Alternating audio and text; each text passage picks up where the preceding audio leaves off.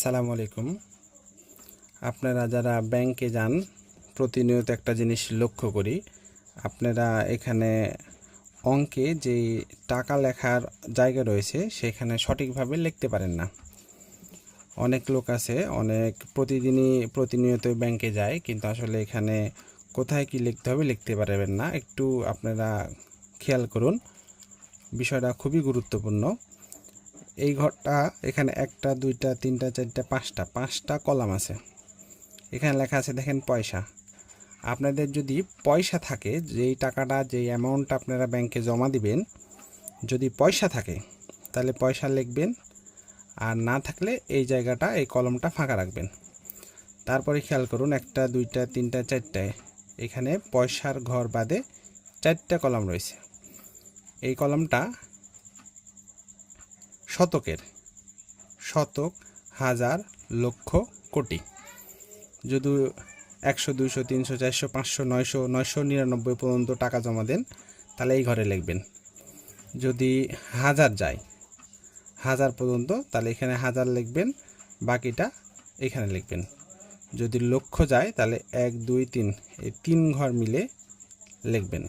যদি কোটি টাকা হয় তাহলে এই 4টি ঘর মিলে লিখবেন। যেমন আমি আপনাদেরকে দেখাই, আপনারা যদি মনে করেন লিখবেন 1,05,100 টাকা, তাহলে আপনারা কিভাবে লিখবেন? এই যে শতক, হাজার, লক্ষ, তাহলে 1 লক্ষ, এই লক্ষর ঘরে লিখবেন 1,05,000। এই যে হাজারের ঘরে হচ্ছিল 05, 100 টাকা, তাহলে এখানে লিখবেন 100। লেখার পরে অবশ্যই এরকম টাকার চিহ্ন দিয়ে দিবেন, যাতে আগে পরে কেউ কোনো কিছু যোগ করতে না পারে। এই অঙ্কের লেখার আগে দিবেন সমান সমান, এবং শেষে এরকম অ্যারো চিহ্ন দ্বারা টাকার চিহ্ন দ্বারা আপনারা ব্লক করে দিবেন, যাতে মাঝখানে আগে পরে কেউ কিছু না লিখতে পারে। এই জিনিসটা আপনারা একটু ভালোভাবে লক্ষ্য করবেন। আমি ব্যাংকে প্রতিনিয়তই দেখি আপনারা যারা যান এটা লিখতে পারেন না। আবার যদি মনে করেন লিখবেন 1,100 টাকা, তাহলে এই যে এইখানে হাজার, এখানে 100, তাহলে 1,100 টাকা এখানে সমান সমান দিবেন। তো এইখানে লিখবেন 1, আর এই ঘরে লিখবেন 100।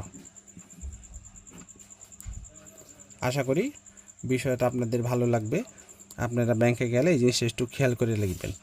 এটা হচ্ছিল কাউন্টার পার্ট, গ্রাহকের অংশ। এই গ্রাহকের অংশতেও দেখেন একই রকমভাবে আছে।